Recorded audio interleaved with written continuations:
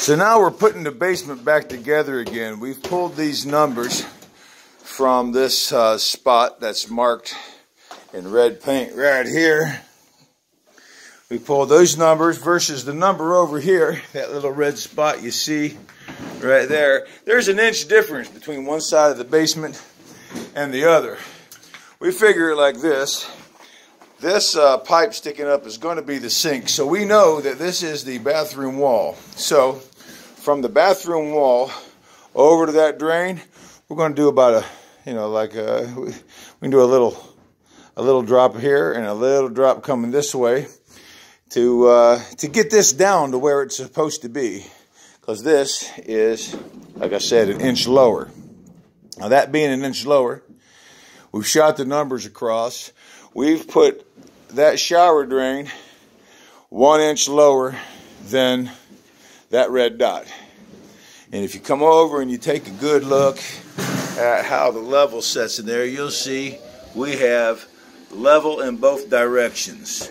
So that's just set real good in the lower part of the floor, which this part of the floor is going to be an inch lower than this, which means that the rest of the floor is going to come up around it all the way over to the door. Now we've got that trap set in concrete. We have the boot that we put on down here set in concrete. As you see, we have the main stack set in concrete all the way over to encompass that boot. And right now we're getting ready to set that trap in concrete, and we're going to come over and set this trap in concrete. So go ahead, Lee, grab the mix. Let me get the board out of the way. Make sure you pour that on the back and don't let it fall on the pipe. Just let it run right down in the back there.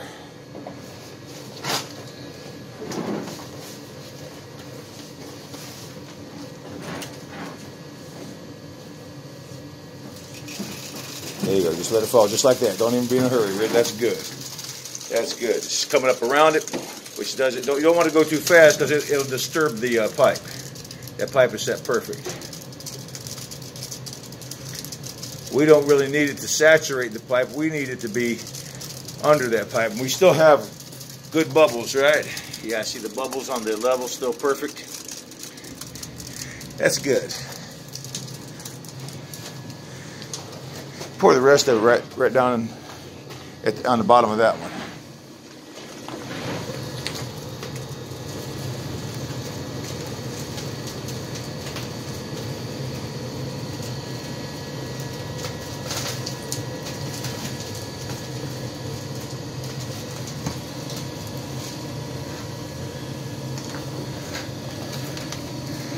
If you just push that down in there around that pipe, that'll be enough to set that in place.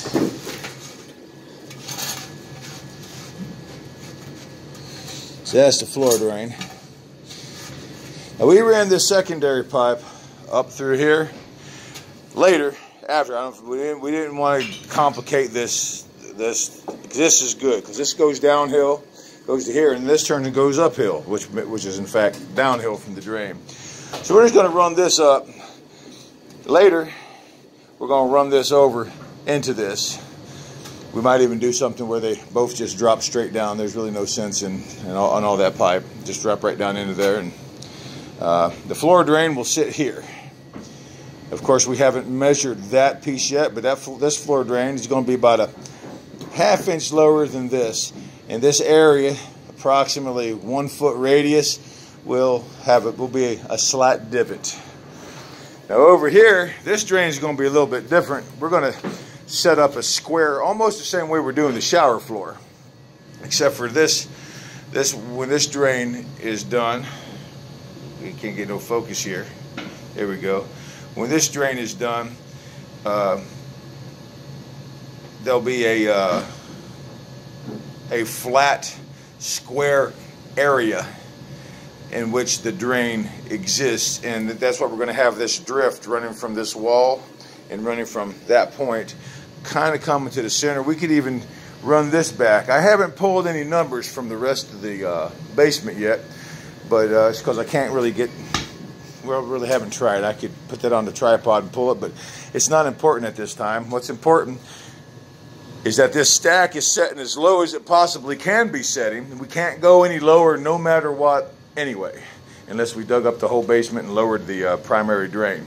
So that's it for the basement. It is now time to bury this. Of course, after that cement sets up, I'm going to shoot a number and put tape on the tamper, and Lee will pound this earth down, leaving us between 2.5 and 3 inches below surface of packed earth, in which we will then later add gravel and concrete on top of.